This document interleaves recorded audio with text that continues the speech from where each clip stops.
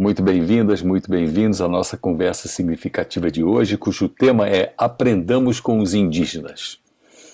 Está muito quente essa discussão, né, da proteção dos índios. Está bastante problemática essa questão de invasão de terras indígenas aqui no Brasil, do desrespeito à cultura indígena, desrespeito aos direitos dos indígenas, né, desrespeito a terem a sua própria cultura, os seus próprios costumes, a sua própria vida, a sua própria tecnologia, a sua forma de viver. Tudo isso está em xeque, tudo isso está sendo derrubado um a um, e uma luta enorme, né, para que haja a preservação dos indígenas e haja o direito dos indígenas serem quem eles são e continuem sendo como eles querem ser. Mas fica sempre uma pergunta no ar: por que essa proteção aos indígenas? Claro, os seres humanos devem ser protegidos, mas há uma questão até maior, né? Porque os indígenas têm muito a nos ensinar. Dentro, por exemplo, de várias tradições religiosas, inclusive dentro da fé Bahá'í, por exemplo, é dito que são os indígenas que serão capazes, né, se tiverem essa oportunidade, de nos ensinarem a como convivemos em paz e a como fazermos desse mundo um mundo diferente, né? Quando há essa oportunidade, né, de não apenas serem vistos como, digamos, um apêndice à sociedade brasileira, mas serem realmente atores e atrizes, né, de um processo civilizatório ao revés, né, onde eles tragam a civilização indígena para nós vamos ver que a nossa reação não vai ser outra senão de agradecimento ao fato dos indígenas poderem nos ensinar o tanto que eles vêm acumulando ao longo dos milênios, coisas que nós perdemos.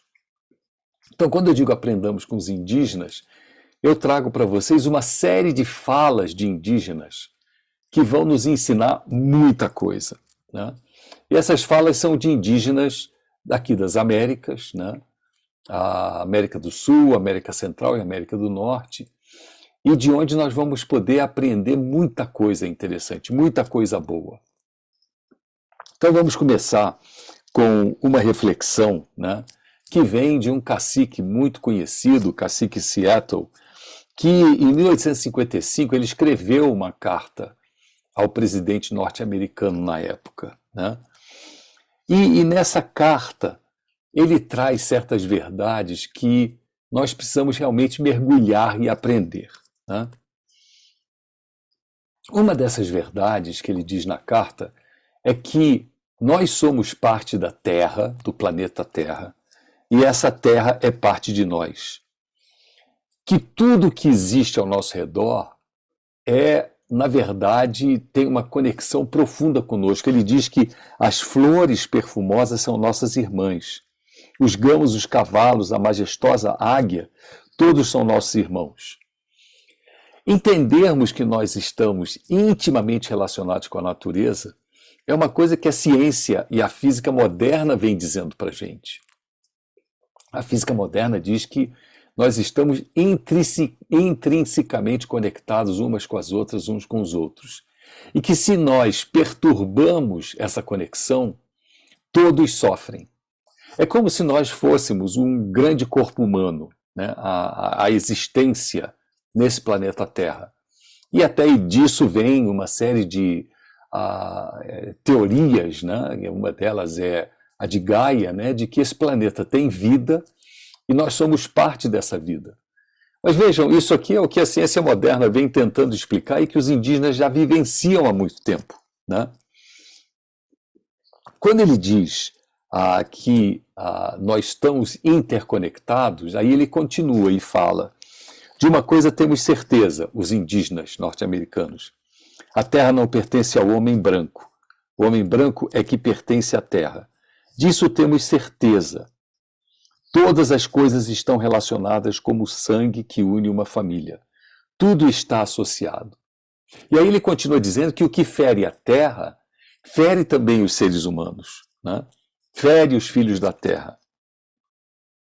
E aí ele traz um ensinamento fundamental. Ele diz que o homem, o ser humano, não tece a teia da vida. É antes um dos seus fios. Essa ideia que nós temos na civilização ocidental, que tomou conta do planeta, né, mas que, graças a Deus, não tomou conta dos indígenas, de que nós somos, enquanto seres humanos, superiores a tudo aquilo que existe no planeta, é, na verdade, uma quimera, né, que tem que ser simplesmente abandonada. Porque essa ideia da superioridade dos seres humanos sobre o planeta é que tem levado o planeta à sua destruição. A destruição planetária que nós vemos hoje, né? E quem assistiu à televisão esses dias, e não precisa ser hoje, mas hoje particularmente, né? Houve uma discussão muito grande sobre a poluição no hemisfério norte. A fumaça vem tomando conta de tudo, né? Das grandes cidades norte-americanas, por exemplo. De onde vem isso? Isso vem da poluição provocada pelo homem, pelo ser humano, que acredita que o planeta é grande o suficiente para conseguir dissipar tudo isso. Dissipar essa fumaça, dissipar essa poluição. A poluição não é capaz de destruir a vida no planeta. E nós vemos que milhares e milhares de espécies animais, espécies de insetos, espécies vegetais, vem desaparecendo ano após ano, e são aos milhares de espécies. Não estou dizendo de um determinado mosquito sumiu milhões de mosquitos, não. Milhares de tipos de mosquitos estão desaparecendo, milhares de tipos de plantas estão desaparecendo. Isso porque nós nos vemos como donos do planeta, como superiores dentro do planeta, e achamos que nós temos todo o direito de fazermos o que quisermos fazer com o planeta. E vem o cacique Seattle, no século XIX, em 1855, e diz que o ser humano não tece a teia da vida. Ele antes é um dos fios dessa teia, né? E se é um fio dessa teia, o que quer que ele faça com a teia, né, ele faz a si próprio. Olha, isso estava sendo dito em 1855. Se nós tivéssemos ouvido o chamado que um indígena, um cacique norte-americano tinha feito para nos conscientizarmos que somos parte de um todo, a vida hoje seria diferente. Agora, não é só a questão de nós ouvirmos o que os indígenas têm a nos dizer, mas é de vivenciarmos o que eles têm dito há milênios, e que é uma cultura que acumula conhecimento, e uma espécie de conhecimento que a civilização moderna descarta, desconsidera. A mesma coisa acontece, por exemplo, do descarte do que é uma evolução civilizatória, por exemplo, dos quilombolas no Brasil. Os quilombolas, que são os remanescentes dos africanos que vieram para cá escravizados e que fogem das fazendas, né, do regime de escravidão para terem a sua liberdade, e criam comunidades que acabam ganhando vida própria, né, em várias áreas do interior do Brasil. Muitas comunidades quilombolas recentemente descobertas, recentemente na década de 70, 80 do século passado, é muito recente, né, que passaram mais de século e meio, 2 séculos isolados de todo o planeta, de todo o país, né? Lá também foi desenvolvida uma cultura, um conhecimento, desculpe, de, por exemplo, processos de agricultura. Mas a civilização ocidental, ela se nega a se curvar perante o conhecimento tradicional, o conhecimento milenar. Então há um conhecimento tradicional milenar dos indígenas, há um conhecimento tradicional de séculos, né, acumulado pelos quilombolas, e que nós simplesmente não temos uso, e nós estamos cada vez mais apegados a uma vida urbana, apegados a uma vida que simplesmente contribui e corrobora para a destruição do planeta. O indígena Bororó, do Mato Grosso, aqui no Brasil, ele diz que é difícil na cidade um falar com o outro. Ora, o índio, quando se encontra, é uma festa, muita conversa, muita alegria, pouca pressa. Essa capacidade de assistir, de ouvir, de admirar, né?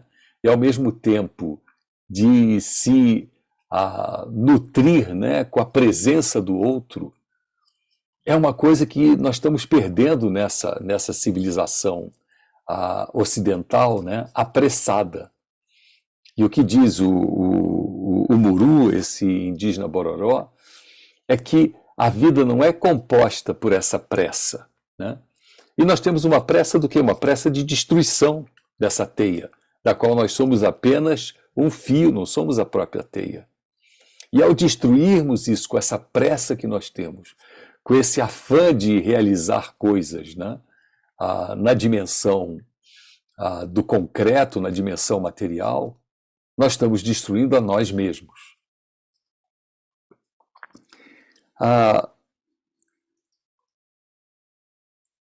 Um outro indígena, Eugênio, também da tribo Bororó, ele diz que acreditamos que Deus colocou a natureza para o homem aproveitá-la.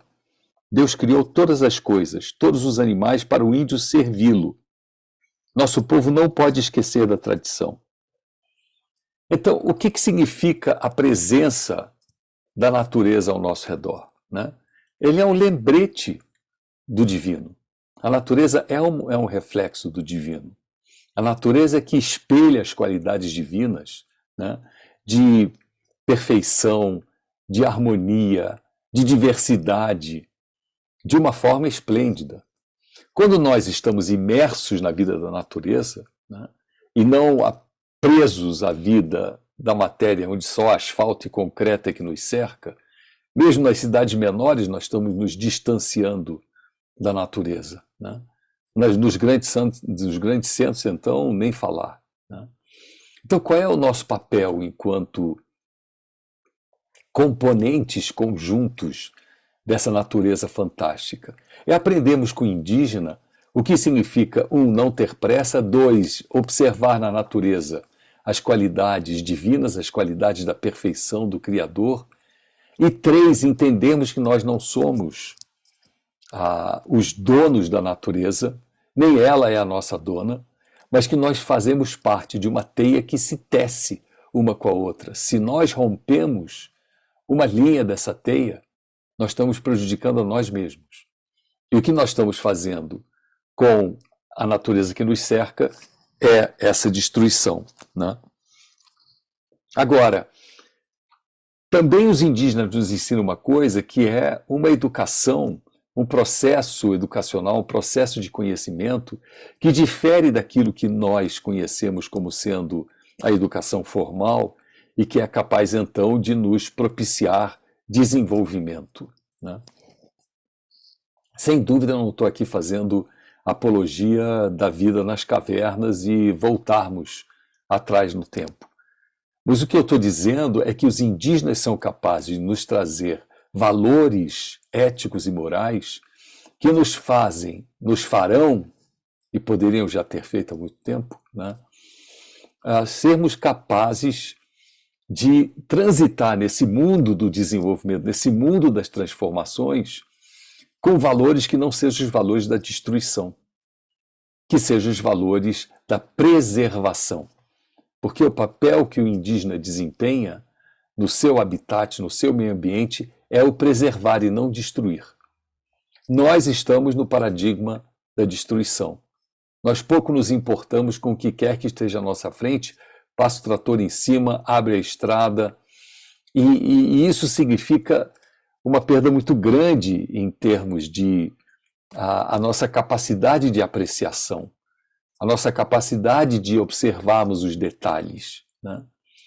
Nós nos tornamos totalmente indiferentes a tudo aquilo que a natureza pode nos dizer e que ela certamente está tentando nos dizer, mas nos tornamos surdos, cegos, né, à mensagem que vem da natureza.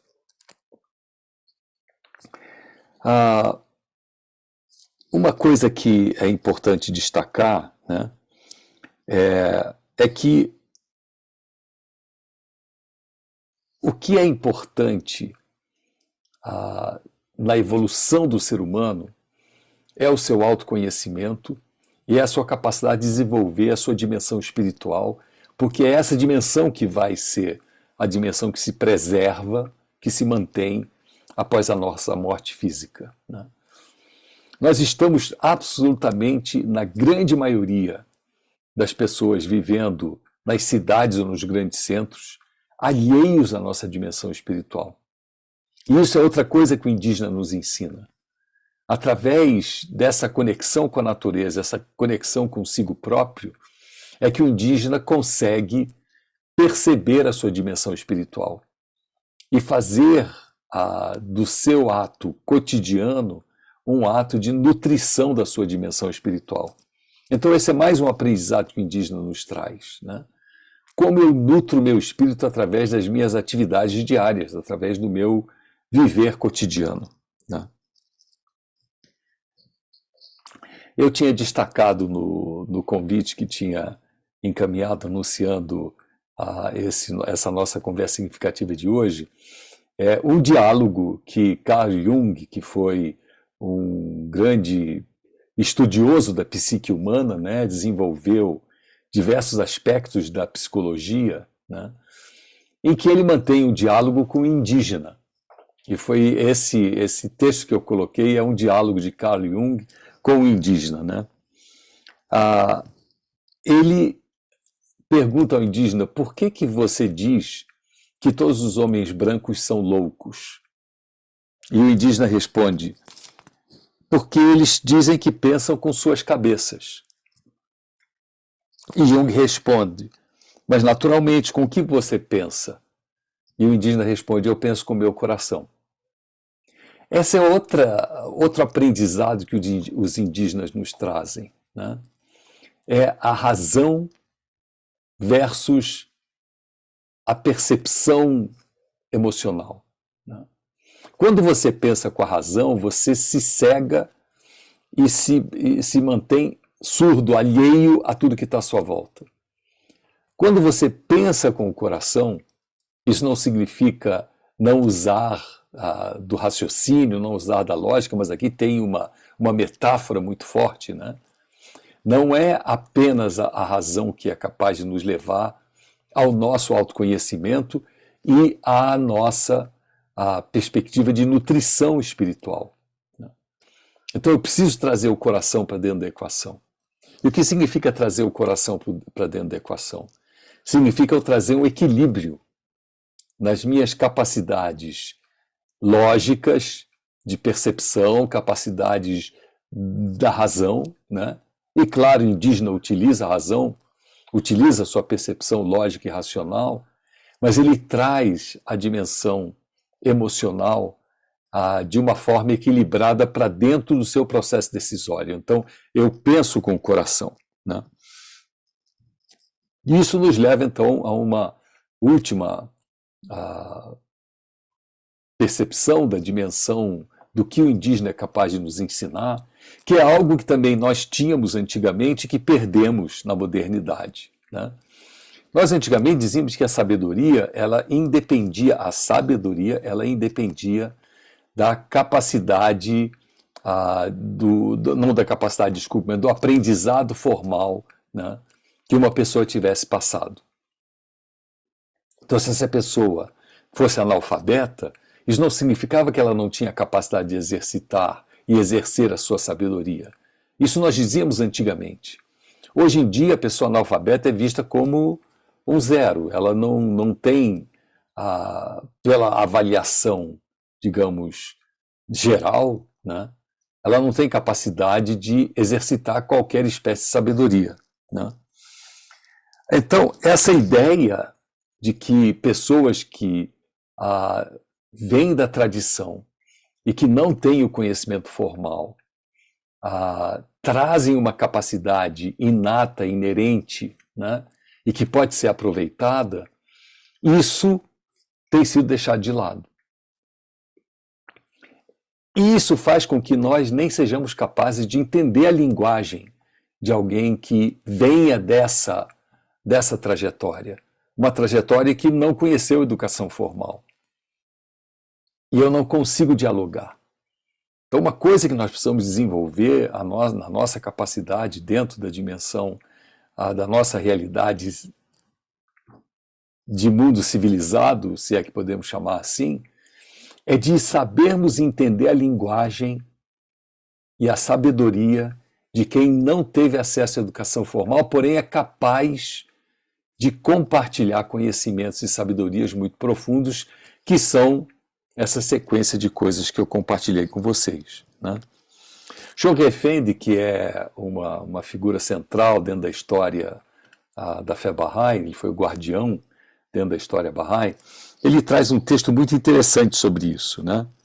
Em que ele fala que é um equívoco acreditar que as pessoas, por serem analfabetas ou viverem uma vida primitiva, sejam desprovidas de inteligência ou de sensibilidade. Aí ele diz, ao contrário, elas podem muito bem olhar para nós com os males de nossa civilização, com a corrupção moral, com as guerras ruinosas, com a hipocrisia e vaidade, e nos verem como pessoas que devem ser observadas tanto com suspeita como com desprezo.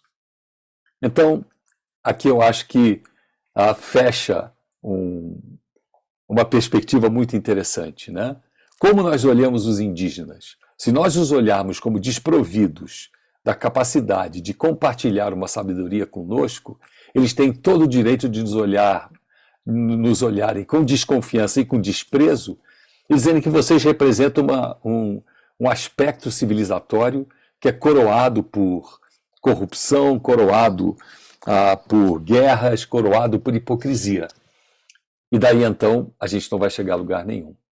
O passo que nós precisamos dar é de nos aproximarmos da cultura indígena, nos aproximarmos da sabedoria indígena, nos aproximarmos da vivência indígena e vermos o que ela tem a nos oferecer para a nossa transformação. E eu posso garantir, a partir de tudo que eu disse nesse momento agora para vocês, que nós temos muito a aprender e aproveitar com eles. Essa foi uma breve introdução à ideia de que pesquisem a cultura indígena, pesquisem a sabedoria indígena, pesquisem o viver indígena. Se tiverem a oportunidade de fazer alguma visita a alguma aldeia indígena, façam-no, para que vocês possam olhar, verificar com seus próprios olhos a potência que traz a cultura indígena para a nossa transformação. É isso. Obrigado.